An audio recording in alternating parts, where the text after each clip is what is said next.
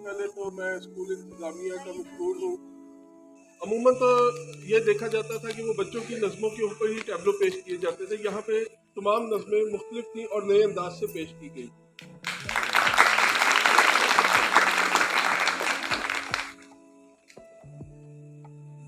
बच्चों ने जहाँ पे आज बात की खुदी के हवाले से, तो अल्लामा का फ़लसफ़ा खुदी है क्या चीज़,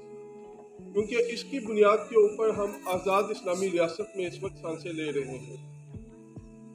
अल्लामा ने जब 12 सितंबर 1915 को असरार खुदी शाया करवाई, जो कि अल्लामा का फ़ारसी शेरी मजमूआ था, इसका दिबाचा अल्लामा ने खुद लिखा और वो दिबाचा उर्दू ज़ुबान में था। खुदी के मुतालिक अल्लामा लिखते हैं कि हाँ, लफ्ज़ खुदी के मुतालिक नाज़रीन को आगाह कर देना ज़रूरी है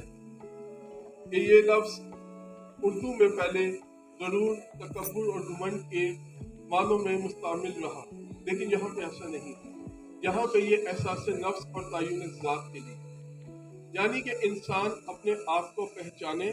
और अपने आप को पहचानते हुए वो मार्फत इलाही को हासिल करे। जिस तरह बच्चों ने यहाँ पे टैबलो पेश किया कि खुदी का सिर्र निहा ला इलाहा इल्लल्लाह, तो वो खुदी की बुनियाद जो है वो अल्लाह ताला की मार्फत में रखी जाती है, और उसके बाद जो है इंसान अपने आप को पहचानता है और फिर रब के साथ उसका ताल्लुक होता है और वो मार्फत इलाही को हासिल करता है। जब वो मार्फत इलाही को हासिल कर लेता है तो वो अल्लाह ताला के सिवा किसी और के आगे नहीं झुकता। यही अल्लामा का फ़लसफ़ा खुदी है कि इंसान अपने आप को पहचाने और उस ज़ात के साथ ताल्लुक जो है वो अपना मजबूत करे। बच्चों की नज़मों से एक छोटी सी नज़म जो खुदी के हवाले से जिसको मैं बयान करना चाहूँगा, वो आप सब ने सुनी भी होगी, पढ़ी भी होगी और मेरे ख्याल तमाम बच्चों को ज़ुबानी याद भी होगी, जिसका उन्वान है बच्चे की दुआ। ये नज़म बांगे दरा में मौजूद है, जिसके आगाज में ही अल्लामा कहते हैं कि लब पे आती है दुआ मन के तमन्ना मेरी, जिंदगी शम्मा की सूरत खुदाया मेरी। अब देखें इस नज़म के अंदर अल्लामा खुदी का दर्स कैसे देते। नज़म के आगाज में अल्लामा एक बच्चे से दुआ करवाते हैं और बच्चा दुआ मांगता है कि जिंदगी शम्मा की सूरत हो खुदाया मेरी। बच्चे को तो खुदा का इदराक नहीं, ना उसको शौक, लेकिन उसको इतना मालूम है कि कोई माबूद है जिसको मैंने पुकारना है, और वो उसको खुदा कह के पुकारता है। अब आप देखेंगे ये खुदी जो है बिल्कुल इनिशियल स्टेज पे, कि बच्चे को अभी सिर्फ उस ज़ात का इदराक हुआ है जिसको वो माबूद पहुंच गई, तो बच्चा उसको अल्लाह कह के पुकारता है। ये मार्फत इलाही है जिसको अल्लामा फ़लसफ़ा खुदी के अंदर बयान करते हैं। और यही 3 स्टेजेस अल्लामा ने असरार खुदी में अतात, ज़ब्त नफ्स और नियाबत इलाही में बयान की। हमें अल्लामा के इस पैगाम को समझने की ज़रूरत है। आप सब बच्चों को ये दुआ ज़ुबानी याद है। ख़ास तौर पर मैं असातिज़ा से मुल्तमिस होऊंगा कि अल्लामा की ये नज़में जो बच्चों के लिए लिखी गई हैं, इस फ़िक्र को समझने की ज़रूरत है और बच्चों को याद आप करवाएं, टैबलो भी पेश करवाएं, लेकिन नज़म की गहराई की तरफ भी लेके जाएं कि अल्लामा का पैगाम क्या है। हम अल्लामा को तो ये कहते हैं कि उन्होंने फ़लसफ़ा खुदी पेश किया, फ़लसफ़ा खुदी यही है। जो अल्लामा से जब पूछा गया कि इकबाल आपने जो खुदी का जो तसव्वुर पेश किया है, क्या कुरान के अंदर ये कहीं मौजूद है, तो इकबाल ने कहा हाँ। सूरह अल-माइदा की 105 नंबर आयत, या अय्युहल लज़ीना आमनू अलैकुम अनफुसकुम, ऐ ईमान वालों अपनी खुदी की मुहाफ़ज़त करो। तो अल्लामा यही पैगाम देते हैं, क्योंकि इंसान को जब इस ज़मीन पे भेजा गया है तो वो बगैर हिकमत के नहीं भेजा गया। अल्लाह ताला ने उसको ज़मीन पे इसलिए भेजा ताकि वो अपनी अक्ल और शऊर के साथ कायनात को मुसख्खर करे, और अल्लामा यही पैगाम देना चाहते हैं। यहाँ पे शहीन के हवाले से जो नज़में पेश की गई, शहीन का लफ्ज़ अल्लामा ने बार बार क्यों इस्तेमाल किया, अपनी नौजवान नस्ल को या अपनी कौम के नौजवानों को शहीन क्यों कहा। अल्लामा से जब ज़फ़र अहमद सिद्दीकी ने पूछा तो अल्लामा ने उनको ख़त लिखा कि इसके अंदर इस्लामी फ़क्र की तमाम खूबियाँ मौजूद हैं। नंबर 1 कि ये बुलंद परवास है, नंबर 2 इसकी निगाह तेज है, नंबर 3 ये खलवत पसंद है, और नंबर 4 कि ये किसी के हाथ का माल। ये अल्लामा ने वो खूबियाँ शहीन की बताई, और अल्लामा चाहते थे कि मेरी नौजवान नस्ल जो है या मेरी उम्मत के जो नौजवान है वो शहीन की खूबियों को अपनाए, ताकि वो ज़माने में उन तमाम मादी चीज़ों से मुँह मोड़े और मार्फत इलाही का जो रास्ता है उस पर चले। एक ख़ास बात بچوں کے حوالے سے، بچوں کی نسل کے حوالے سے ایک اور میں بیان کر دوں یہاں پہ کہ ہم کہتے ہیں کہ علامہ اقبال نے پاکستان کا خواب دیکھا، اور جیسے کہ آپ بچوں کو معلوم ہوگا کہ الہ آباد میں جب صدارتی خطبہ علامہ اقبال نے 29 دسمبر 1930 کو پیش کیا تو اس کے اندر ایک آزاد اسلامی ریاست کا مکمل نقشہ کھینچ دیا۔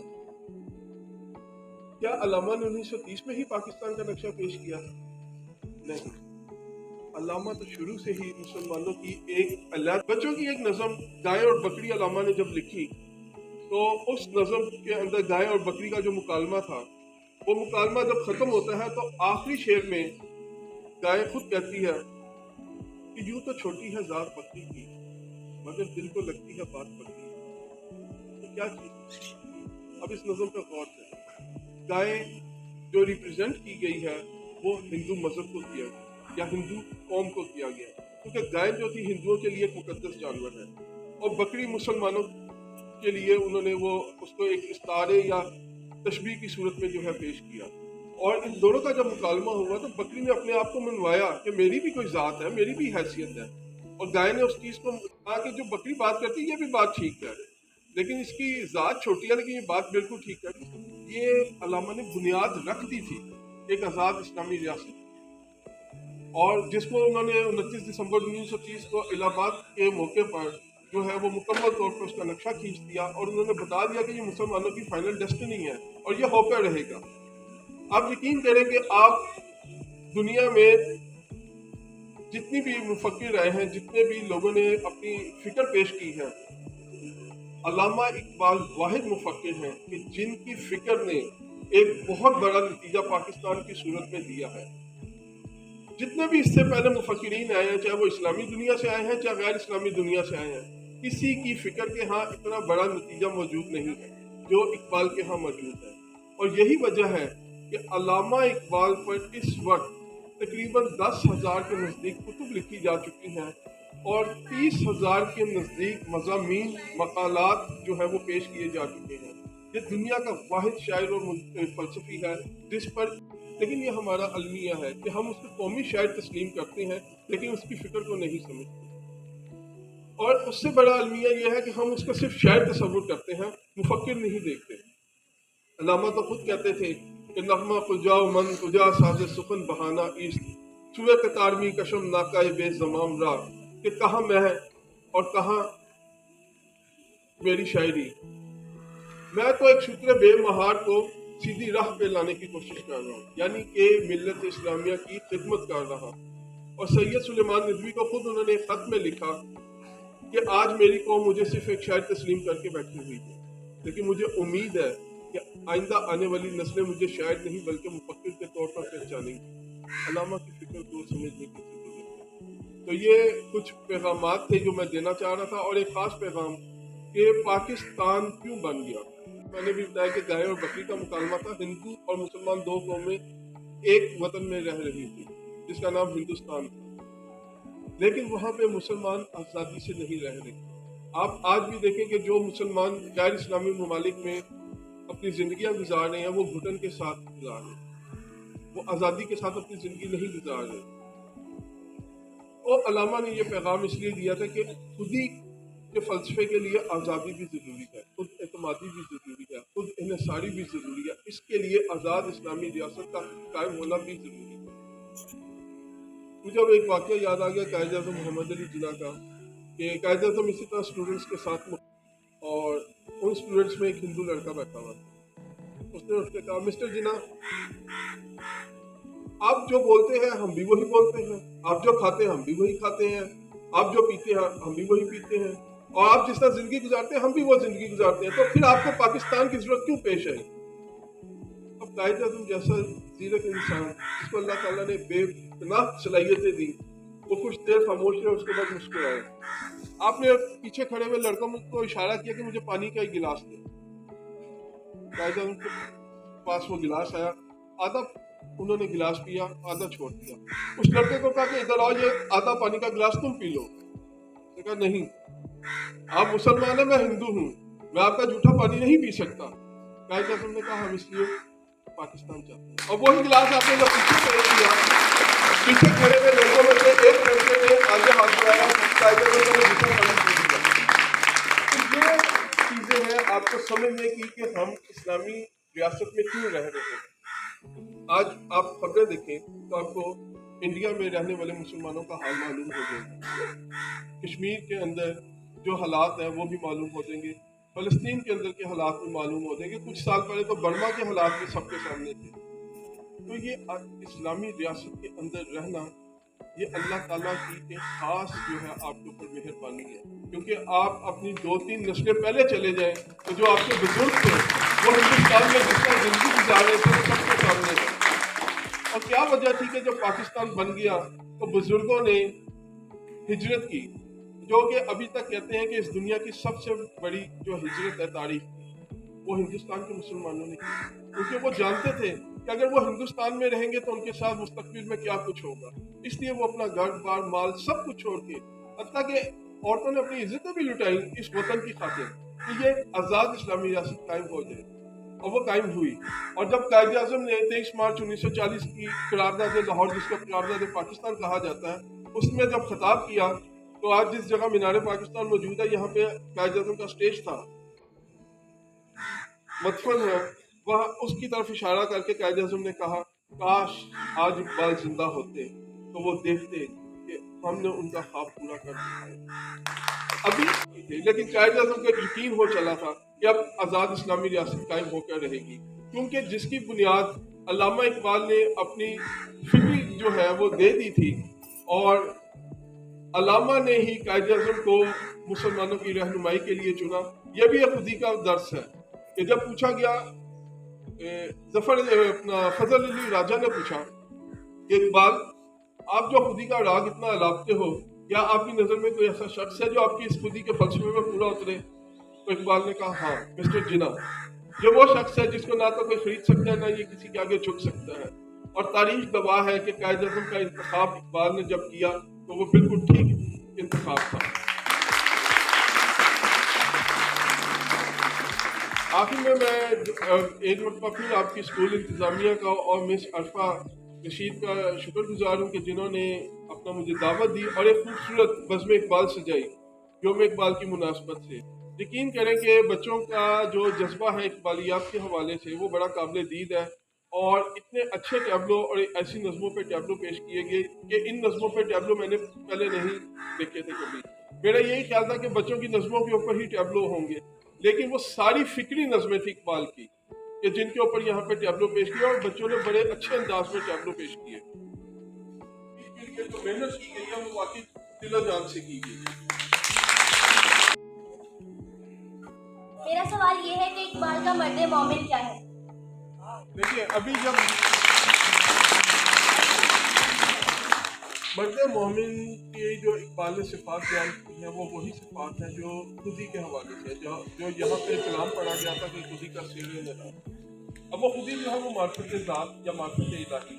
کہ جب وہ مومن اس ذات کو حاصل کر لیتا ہے تو وہ کسی اور کے آگے جھکنا پسند نہیں کرتا، وہ صرف اس ذات کے آگے ہی جھکنا پسند کرتا ہے، اور اس ذات تک پہنچنے کے لیے وہ تمام خصوصیات مرد مومن کی کہ وہ سچا ہوتا ہے،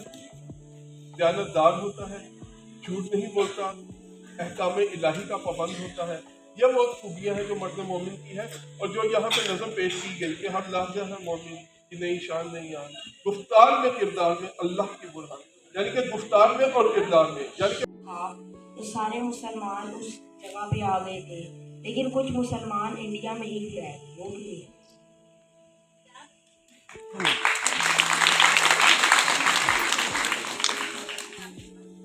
اس کا جواب یہ ہے کہ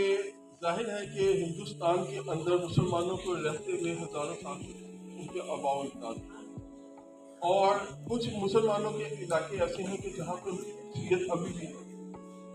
اور وہاں سے پاکستان کی طرف آنا ان کے لیے آسان نہیں تھا کہ اپنے بالکل اپنا گھر بار کاروبار وغیرہ کو چھوڑ دیں۔ ہاں، جو مسلمان یہ سمجھتے تھے کہ وہ مستقبل میں آزاد اسلامی ریاست کے اندر اپنی زندگیوں کو اچھے طریقے سے گزار سکیں گے وہ آئے۔ کچھ لوگوں نے پاکستان کی مخالفت بھی کی، اور قائد اعظم نے اس وقت کہا تھا کہ جو لوگ پاکستان کی مخالفت کر رہے ہیں ایک وقت آئے گا کہ ان کو اس چیز کا احساس ہوگا کہ وہ آزاد اسلامی ریاست میں کیوں نہیں گئے۔ تو آج وہ وقت ہندوستان میں ہم دیکھ رہے ہیں کہ وہاں کے مسلمان بھی اپنی آزادی کی تحریکوں کو جاری رکھے ہوئے ہیں کہ ہم کاش قائد اعظم علامہ اقبال کے دوست کیسے بنے؟ یہ اچھا سوال ہے۔ جیسے آپ کی شرٹ کے اوپر 2 لائن کی بنے ہوئے ہیں ایسے بنے۔ علامہ اقبال سے قائد اعظم کی ملاقات پہلی دفعہ جو ہوئی تھی وہ لندن میں ہوئی تھی گول میز کانفرنس کے موقع پر، اور علامہ اقبال نے قائد اعظم کو پیغام دیا کہ آپ ہندوستان تشریف لائیں، کیونکہ ہندوستان کے مسلمانوں کو آپ جیسے عظیم رہنما کی ضرورت ہے۔ اس کے بعد علامہ اقبال واپس ہندوستان آگے، قائد اعظم دل کی وزیر تھے۔ علامہ اقبال نے خطوط لکھے قائد اعظم کو، 19 خط ہمیں کتابوں میں ملتے ہیں،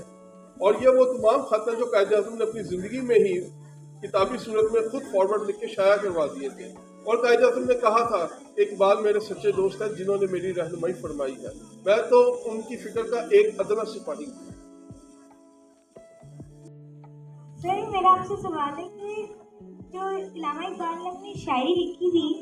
اس میں ایسی کیا باتیں تھیں کہ مسلمانوں میں خودی کا جذبہ پیدا ہوا، مسلمان سارے آپس میں مل جل گئے، اس میں ایسی کیا باتیں تھیں؟ اس کی میں نے ابھی جس طرح بیان کیا ہے کہ علامہ نے خودی کا جو فلسفہ دیا تھا وہ قرآن سے تھا، اور علامہ اقبال کو ہم قرآن کا شاعر ہی کہتے ہیں۔ علامہ کی فکر جو ہے وہ ساری قرآنی تعلیمات پر مبنی ہے، اور کیونکہ قرآن کی بھی تعلیم ایسی ہے کہ جو تا قیامت رہے گی،